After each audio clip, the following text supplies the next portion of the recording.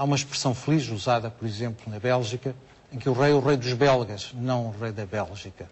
O rei como representante do povo, da unidade do povo, do vínculo desse estatuto. Eu gostava de sublinhar, mais uma vez, que a monarquia não é um programa político, não é um ideário, nesse sentido que se contraponha a uma direita ou a uma esquerda, ou a um partido socialista ou a um partido de outra natureza qualquer.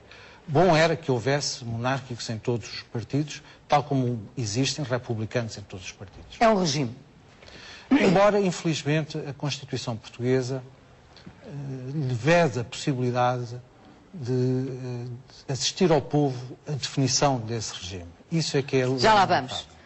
Professor António Reis, grão-mestre do Oriente Lusitano, concorda que se houvesse hoje monarquia o país seria mais coeso ou ainda mais coeso? Não creio que esse seja um fator relevante. Com o Presidente da República também temos um país coeso e não há dúvida nenhuma de que qualquer dos Presidentes da República constitucionais, desde o General Lianos até ao Professor Cavaco Silva, tem exercido o seu magistério de maneira a assegurar a unidade do país. Por isso não creio que é por aí que possamos ver qualquer vantagem da monarquia. Mas se tivéssemos um problema, por exemplo, como tem a Espanha... Porém, deixe-me concluir, porém, uma grande desvantagem é que, no caso da República, o chefe de Estado é legitimado democraticamente pelo sufrágio direto universal, no nosso caso, também noutros países, noutras repúblicas, será por sufrágio indireto, mas é legitimado democraticamente. E é isso que está fundamentalmente em causa quando aqui discutimos monarquia e república. A forma de legitimação do chefe de Estado. Deve a chefia do Estado ser privilégio de uma família, ser transmitida hereditariamente e ser um cargo vitalício? Exemplo de Cuba. Ora, do ponto de vista dos republicanos, naturalmente, isso acaba por ferir dois princípios essenciais. O princípio dos mandatos limitados, temporários, irreversíveis, e o princípio da igualdade dos cidadãos perante a lei, decorre necessariamente o princípio da igualdade de direitos dos cidadãos no acesso aos mais altos cargos públicos, naturalmente no acesso à chefia do Estado. Portanto, o sufrágio universal é a maior conquista da República e é essa a primeira ordem de razões que coloca aqui deste lado ainda, Paulo Teixeira Pinto, um rei não é eleito, de facto. Um rei não é eleito, mas a verdade é que há paradoxos muito importantes a sublinhar. Esse ponto que agora foi sublinhado pelo professor António Reis, de facto, é normalmente o argumento usado como primordial.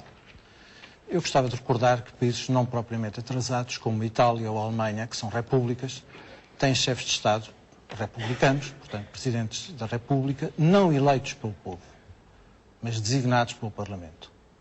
E tivemos agora um caso... Uma forma de eleição, são colégios, designados, não é? Mas não de acordo com este princípio,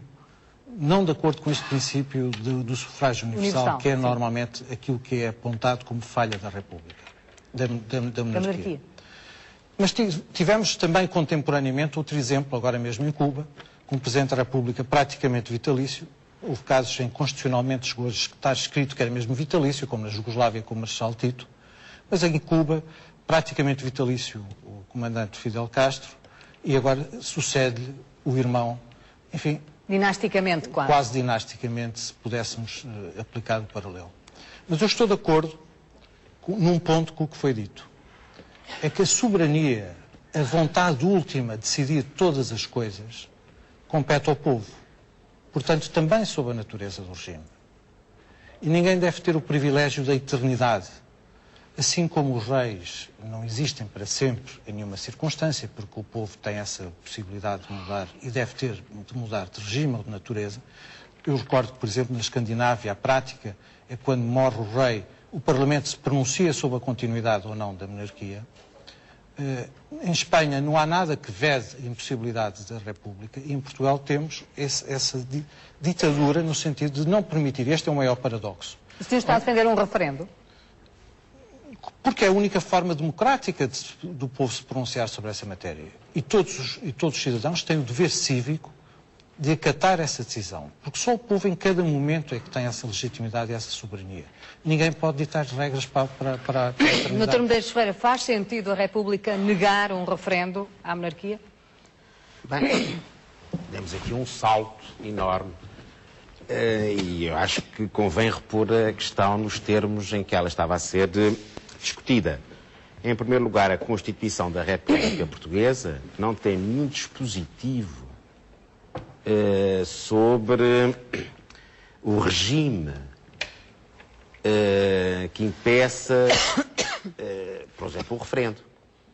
O que exige é que, qualquer que seja o regime, o Presidente da República, o chefe de Estado, para usar uma linguagem que, aliás, é um compromisso histórico, ditado pela ditadura salazarista entre monárquicos e republicanos, que foi a essência da ditadura salazarista, para que não se falasse em Presidente da República durante o salazarismo, construísse o híbrido nominativo de chefe de Estado. Chefe de Estado e depois Presidente Não, do mas Conselho. podemos aceitar. Mas não é esse Não o podemos, ponto. não podemos historicamente escamotear que a expressão chefe de Estado, por si só, já é uma forma de sublimar a questão do regime.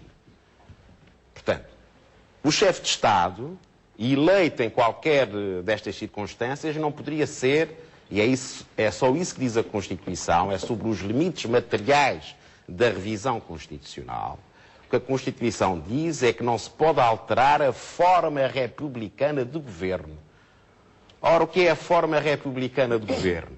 Os cargos têm que sair de uma eleição, não podem ser vitalícios, não é assim?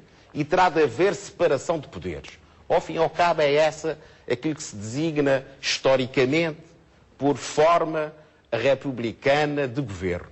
Se os monárquicos aceitarem, como por exemplo um rei já o fez, um pretendente, num país que acaba de se dotar de um regime democrático, de disputar eleições. A Bulgária. A Bulgária, em conformidade com estas regras, ou seja, o seu candidato será eleito, se for, por um prazo determinado, como aos outros candidatos. Não é assim? Prazo que na Constituição é de 5 anos, sendo passível de brigar, de disputar mais um mandato. Eu não vejo nenhum inconveniente que o pretendente ao trono, nesse caso concreto, dispute essas eleições. Ninguém o impediria. Sobre Ele esse ponto, teria que renovar o seu mandato por também 2 vezes. Está a ver o que é que quer dizer? Não há cargos vitalícios sobre este ponto no regime quero responder. republicano. Sim, Não se pode alterar a forma de governar republicana. na verdade, o que está escrito no artigo 288 da Constituição é a forma republicana de governo, o que são 2 erros. Porque não há uma forma republicana de governo, os governos são o que são no seu plano executivo. O governo em Espanha é tão republicano como é o governo português. Para esse efeito não há nenhuma distinção. O que está em causa, portanto, não é a forma republicana do governo, é a natureza da titularidade do regime. E essa é que devia, em todos os momentos, competir à soberania, à vontade expressa da maioria dos portugueses, decidir qual seja. Em qualquer caso, nós vivemos num Estado de Direito. Eu também reitero, já o disse publicamente, que todos os Presidentes da República eleitos, felizmente para Portugal, exerceram as suas funções com a maior dignidade, responsabilidade e sentido de Estado. Todos os que foram eleitos, desde o general Ramalhianes até o professor Cavaco Silva.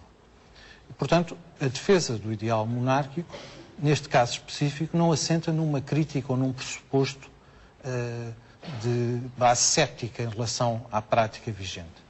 Mas o que me faz impressão é que se afirme, por um lado, que o grande primado, a grande vantagem da República em relação à monarquia é a capacidade, a suscetibilidade da eleição do chefe de Estado. E ponto 1, isso não existe sempre. Ponto 2, não é sempre temporário, porque há casos que são vitalícios. Ponto 3, é até hereditário. Um caso vitalício? Então não existe. Em tantas repúblicas, como disse, acabei de dar um exemplo. Fidel Castro. Não, constitucionalmente. Não, constitucionalmente. Não faz parte Dei um exemplo constitucional